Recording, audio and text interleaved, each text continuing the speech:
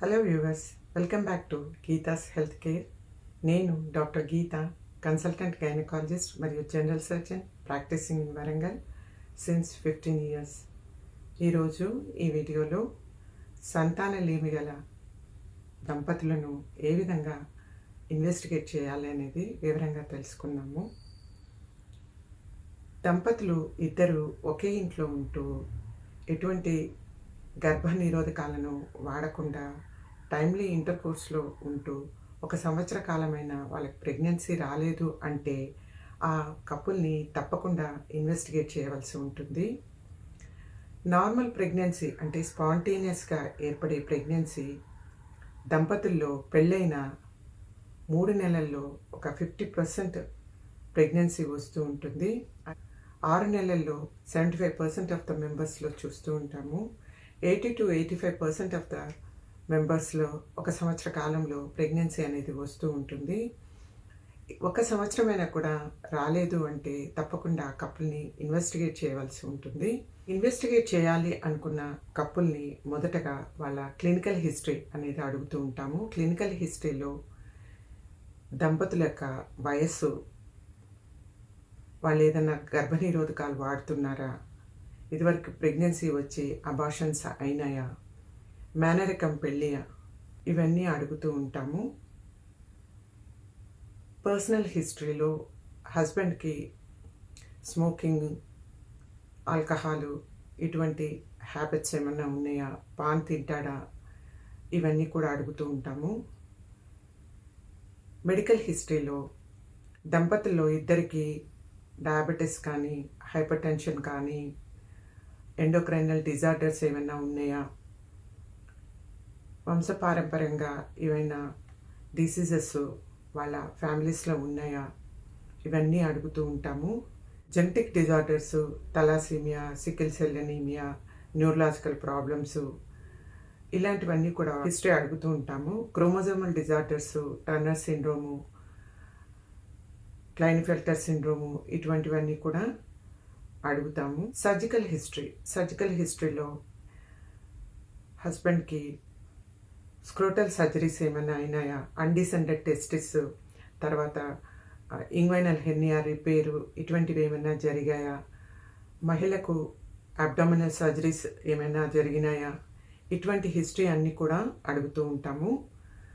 Infertility ఇన్వెస్టిగేషన్లో మొదటగా స్త్రీలకు ట్రాన్స్వెజైనల్ అల్ట్రాసోనోగ్రామ్ అనేది ప్రిస్క్రైబ్ చేస్తాము. ఈ అల్ట్రాసోనోగ్రామ్లో యూట్రస్ నార్మల్ సైజులో ఉందా, ఏమైనా అబ్నార్మాలిటీస్ ఉన్నాయా, యూట్రస్ ఒకటే ఉందా, 2 ఉందా, దానికి మధ్యలో ఏమైనా గోడ ఉన్నదా, ఎండోమెట్రియం లైనింగ్ ఎలా ఉంది అని చూస్తూ ఉంటాము.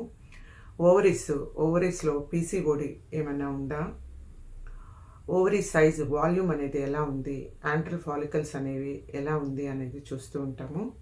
ట్యూబ్స్ నార్మల్గా ఉన్నాయా పరిశీలిస్తూ ఉంటాము. ఈ కపుల్స్లో హిస్టరీలో వీళ్ళకు సెక్షువల్ డిస్ఫంక్షన్ ఏమన్నా ఉందా, సెక్షువల్ ప్రాబ్లమ్స్ అంటే మహిళలో వెజైనిస్మస్ కానీ, వెజైనిస్మస్ అంటే యోనికంఠం బిగుతుగా ఉంటుంది, డిస్పెరూనియా అంటే డిఫికల్టీ ఆఫ్ కాయిటస్ ఉంటుంది, వీళ్ళకు కాయిటస్లో పెయిన్ కూడా ఉంటుంది, హస్బెండ్లో ప్రీమెచ్యూర్ ఎజాకులేషను, రెట్రోగ్రేడ్ ఎజాకులేషను, ఇటువంటి సెక్షువల్ ప్రాబ్లమ్స్ ఏమైనా ఉందా అనేది కూడా హిస్టరీలో ఎలిసిట్ చేస్తూ ఉంటాము. మహిళకు బేస్ లైన్ హార్మోన్స్ ఎస్ఏ అనేది ఒకటి చేస్తూ ఉంటాము. యూజువల్గా ఈ హార్మోనల్ ఎస్ఏ అనేది పీరియడ్ 2వ రోజు కానీ 3వ రోజు కానీ చేస్తూ ఉంటాము. Hormonal SA FSH, LH, TSH, prolactin, estradiol, ఇటువంటి హార్మోన్స్ అన్నీ చేస్తూ ఉంటాము. మహిళ యొక్క వయసు 35 ఏళ్ల కన్నా ఎక్కువగా ఉన్నప్పుడు పైన చెప్పిన హార్మోన్స్తో పాటు ఏఎంహెచ్ అంటే యాంటీ ముల్లేరియన్ హార్మోన్ టెస్ట్ కూడా చేస్తూ ఉంటాము. ఈ యాంటీ ముల్లేరియన్ హార్మోన్ టెస్ట్ చేయడం వల్ల ఓవేరియన్ రిజర్వ్ ఎలా ఉంది అనేది మనకు తెలుస్తుంది. అసలు ఈ ఓవేరియన్ రిజర్వ్ అంటే ఏంటి? ఓవేరియన్ రిజర్వ్ అంటే నార్మల్గా శిశువు పుట్టినప్పుడు, ఆడ శిశువు పుట్టినప్పుడు అంటే at the time of birth 2 మిలియన్ల ఫాలికల్స్ అనేవి ఓవరీస్లో ఉంటాయి. ఈ ఫాలికల్స్ శిశువు కౌమారక దశకు వచ్చినప్పుడు అంటే 10 to 13 ఇయర్స్కు వచ్చినప్పుడు ఈ 2 మిలియన్స్ కౌంట్ అనేది 4 lakhsకి తగ్గిపోతూ ఉంటుంది. మిగిలిన ఫాలికల్స్ అన్నీ కరిగిపోతూ ఉంటాయి. ఇదే శిశువు సంతానోత్పత్తి దశకు వచ్చినప్పుడు అంటే 16 నుంచి 45 ఏళ్ల వయసుకు వచ్చినప్పుడు మొత్తం తన సంతానోత్పత్తి పీరియడ్లో అంటే 16 నుంచి 45 ఏళ్ల వయసు మధ్యలో కేవలం 400 సార్లు మాత్రమే ఓవులేట్ అవుతారు. మిగిలిన ఫాలికల్స్ అన్నీ డిసింటిగ్రేట్ అయిపోతూ ఉంటాయి. దీన్ని బట్టి మనకు అర్థమయ్యేది ఏంటంటే 35 ఏళ్ల తర్వాత ఈ ఫాలికల్స్ సంఖ్య అనేది చాలా తగ్గిపోతాయి. కన్సెప్షన్ రేట్ అనేది చాలా తక్కువ ఉంటుంది. అందుకే 35 ఏళ్ల పైబడిన వయసు గల మహిళల్లో ఈ యాంటీ ముల్లేరియన్ ఫ్యాక్టరు మరియు ఓవేరియన్ రిజర్వ్ని చూస్తూ ఉంటాము. పురుషుని ఇన్వెస్టిగేట్ చేయాలి అనుకున్నప్పుడు మొదటగా ఫస్ట్ చేసే బేసిక్ టెస్ట్ సెమెన్ కౌంటు అంటే semen analysis. According to World Health Organization 2010 guidelines ప్రకారం వీళ్ళకి 2 సెమెన్ అనాలిసిస్ టెస్ట్లు చేస్తూ ఉంటాము. ఈ టెస్ట్లో ఏదైనా అబ్నార్మాలిటీ వస్తే అంటే సెమెన్ కౌంట్ తక్కువగా ఉంటే దాన్ని బేస్ చేసుకొని వేరే టెస్ట్ని స్టెప్ వైజ్గా చేసుకుంటూ వెళ్తాము.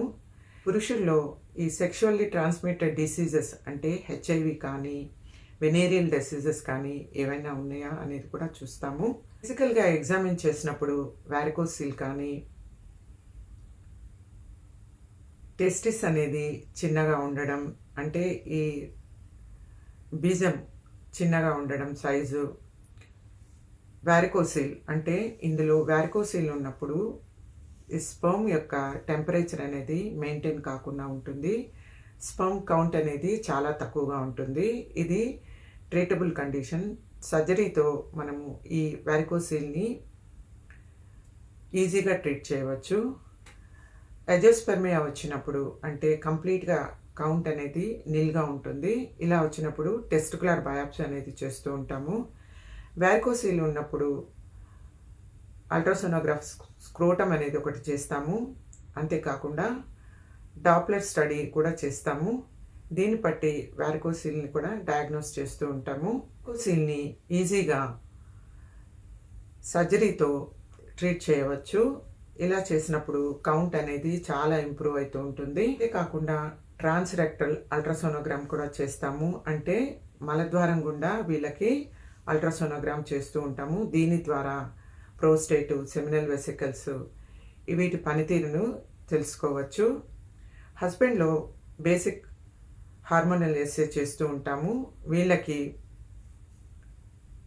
ఏఎంహెచ్ అంటే anti Mullerian hormone, FSH, TSH మరియు ఇన్హిబిన్ బి ఈ టెస్ట్లన్నీ కూడా చేస్తాము. Diabetes mellitus, hypertension, endocrinal disorders వీటినన్నిటిని కూడా ఎక్స్క్లూడ్ చేయవలసి ఉంటుంది. డయాబెటీస్ మిలిటస్ ఉన్నప్పుడు, హైపోథైరాయిడిజం ఉన్నప్పుడు సెమెన్ కౌంట్ అనేది చాలా తక్కువగా ఉంటుంది. కదలికలు చాలా తక్కువగా ఉంటాయి. ఇది ఫర్టిలిటీని తప్పకుండా ఎఫెక్ట్ చేస్తూ ఉంటుంది. మహిళలకు హెచ్ఎస్జి అంటే హిస్ట్రోసాల్పింగోగ్రామ్ అనేది చేస్తూ ఉంటాము. ఇది ఎక్స్రే ఆఫ్ ద యూట్రస్. దీన్ని చేయడం ద్వారా యూట్రస్లో ఏమైనా గోడలు అనేవి ఉన్నాయా, ట్యూబ్స్లో బ్లాక్స్ ఏమైనా ఉన్నాయా అనేది తెలుస్తూ ఉంటుంది. ప్రధానంగా మహిళల్లో ఈ ఇన్ఫర్టిలిటీ అంటే సంతానలేమి అనే దానికి కారణాలు యూట్రైన్ కారణాలు. యూట్రైన్ కారణాలు అంటే యూట్రస్ చిన్నగా ఉండడం, కొన్నిసార్లు డబుల్ యూట్రస్ ఉండడం, యూట్రస్లో గోడలు ఉండడం అంటే గోడ అనేది మొత్తంగా ఉండడం, లేదంటే సగం వరకే గోడ ఉండడం. ఇటువంటి ఉన్నప్పుడు ప్రెగ్నెన్సీ అనేది ఒకవేళ కన్సెప్షన్ ఏర్పడినా కానీ అవి అబార్ట్ అయిపోతూ ఉంటాయి. సర్వైకల్ కాజెస్, కొన్నిసార్లు సర్విక్స్ కూడా 2 ఉంటాయి. ఓవేరియన్ ఫ్యాక్టర్స్ అంటే పీసీఓడి ఏమన్నా ఉన్నాయా అంటే పీసీఓడి ఉన్న మహిళల్లో ఓవులేషన్ అనేది జరగదు. అంటే వీళ్ళలో ఎనోవులేటరీ సైకిల్స్ అనేవి ఉంటూ ఉంటాయి. ట్యూబల్ కాజెస్, ట్యూబ్స్ ఇన్ఫెక్షన్, సాల్పింజైటిస్ అటువంటి ఇన్ఫెక్షన్స్ వచ్చినప్పుడు ట్యూబ్స్లో బ్లాక్లు అనేవి ఏర్పడుతూ ఉంటాయి. సో ఈ బ్లాక్స్ ఏర్పడినప్పుడు ఫర్టిలైజేషన్ అనేది జరగదు. ట్యూబ్ బ్లాక్స్ ఉన్నప్పుడు కన్సెప్షన్ అనేది చాలా వరకు ఉండదు. వీళ్ళు ఏఆర్టీ ప్రొసీజర్స్కి వెళ్ళవలసి ఉంటుంది. ఎండోమెట్రియల్ కాజెస్ అంటే యూట్రస్ లోపల ఉన్న పొర, ఈ ఎండోమెట్రియోసిస్ వచ్చినప్పుడు కూడా ఈ ప్రెగ్నెన్సీ కన్సెప్షన్ అనేది చాలా కష్టంగా ఉంటుంది. ఎండోమెట్రియోసిస్ ఉన్నప్పుడు సబ్ఫర్టిలిటీ ఉంటుంది. అలా కాకుండా సివియర్ ఎండోమెట్రియోసిస్ ఉన్నప్పుడు కన్సెప్షన్ అనేది జరగదు. వీళ్ళలో ఇన్ఫర్టిలిటీ కాజెస్ మెయిన్గా వీళ్ళకి అబ్నార్మల్ స్పర్మ్స్ అనేవి ఉంటూ ఉంటాయి. హార్మోనల్ డిజార్డర్స్ కానీ సెక్షువల్ ప్రాబ్లమ్స్ కానీ ఉన్నప్పుడు మరియు జెనెటిక్ డిజార్డర్స్ ఉన్నప్పుడు ఇన్ఫర్టిలిటీ అనేది వస్తూ ఉంటుంది. ఈ ఇన్ఫర్టిలిటీ ఉన్న కపుల్ని ఎవాల్యుయేట్ చేసినప్పుడు ఈ కాజ్ ఏంటి అనేది ముందు తెలుసుకోవాల్సి ఉంటుంది. ఇన్ఫర్టిలిటీ కాజ్ని బట్టి వీళ్ళకి ట్రీట్మెంట్ అనేది చేస్తూ ఉంటాము. ఈ ట్రీట్మెంట్ అనేది మెడికల్ ట్రీట్మెంట్, అంటే సబ్ఫర్టిలిటీ అలా ఉన్నప్పుడు మెడికల్ ట్రీట్మెంట్ ద్వారా వీళ్ళకి కరెక్ట్ చేస్తూ ఉంటాము. ఈ కరెక్షన్ అనేది కపుల్ యొక్క ఏజ్ని బట్టి, డ్యూరేషన్ ఆఫ్ ఇన్ఫర్టిలిటీ పీరియడ్ని బట్టి, వాళ్ళకున్న కాజ్ని బట్టి ట్రీట్ చేస్తూ ఉంటాము. పిల్లలలో ఇన్ఫర్టిలిటీ అనేది మోర్ దాన్ 5 years ఉన్నప్పుడు వీళ్ళకి డయాగ్నోస్ చేయడానికి డయాగ్నోస్టిక్ ల్యాబ్ హిస్ట్రోస్కోపీ చేస్తూ ఉంటాము. దీని ద్వారా cervical factors, uterine causes, ovarian causes, endometriosis కాజెస్ని కూడా డయాగ్నోస్ చేస్తూ ఉంటాము. కొన్నిసార్లు ఈ డయాగ్నోస్టిక్ ల్యాబ్ హిస్ట్రోస్కోపీ చేసే టైంలోనే వీళ్ళకు ఏదైనా పాలిప్స్ ఉన్నప్పుడు, యూట్రైన్ పాలిప్స్, సర్వైకల్ పాలిప్స్ అవి ఉన్నప్పుడు కూడా వీటిని తొలగిస్తూ ఉంటాము. సబ్సెప్టేట్ యూట్రస్ అంటే యూట్రస్ లోపల గోడ అనేది ఉంటూ ఉంటుంది. ఈ గోడను కూడా తొలగిస్తూ ఉంటాము. కౌంట్ తక్కువగా ఉన్న పురుషులకి కౌంట్ని ఇంప్రూవ్ చేయడానికి వీళ్ళకి మెడికల్ ట్రీట్మెంట్ ఇస్తాము. వారికోసీలు లేదు వాస్ డిఫరెన్స్లో బ్లాక్స్ ఇటువంటివి ఉన్నప్పుడు సర్జరీ ద్వారా వీటిని కరెక్ట్ చేస్తూ ఉంటాము. కపుల్ ఎవాల్యుయేషన్లో ఈ కాజ్ అనేది తెలుసుకున్నప్పుడు దంపతులకి ఇద్దరిని ఎడ్యుకేట్ చేసి వాళ్ళకి కౌన్సిలింగ్ అనేది ఇస్తూ ఉంటాము. ఈ కౌన్సిలింగ్లో వాళ్ళకు వచ్చిన సమస్య ఎటువంటిది, దాన్ని ఏ విధంగా ట్రీట్ చేయాలి, దానికి ట్రీట్మెంట్కి కావాల్సిన ఖర్చు ఎంత అవుతుంది, ఇవన్నీ కూడా వాళ్ళతో చెప్తూ ఉంటాము. వీలైనంత వరకు మెడికల్ ట్రీట్మెంట్ ద్వారా సాల్వ్ చేయగలిగితే మెడికల్ ట్రీట్మెంట్ చెప్తాము, లేదు అంటే సర్జికల్ ట్రీట్మెంట్ చేస్తాము.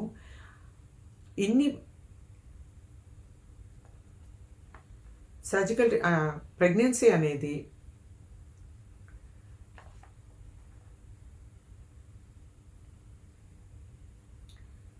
ఇన్ఫర్టిలిటీ కాజ్ని రెక్టిఫై చేశాక కూడా వాళ్ళకి ప్రెగ్నెన్సీ అనేది రానప్పుడు, ప్రెగ్నెన్సీలో ఈ ఫెయిల్యూర్ ట్రీట్మెంట్ ఉన్నప్పుడు వాళ్ళకు వేరే ఆల్టర్నేటివ్స్ చెప్తూ ఉంటాము.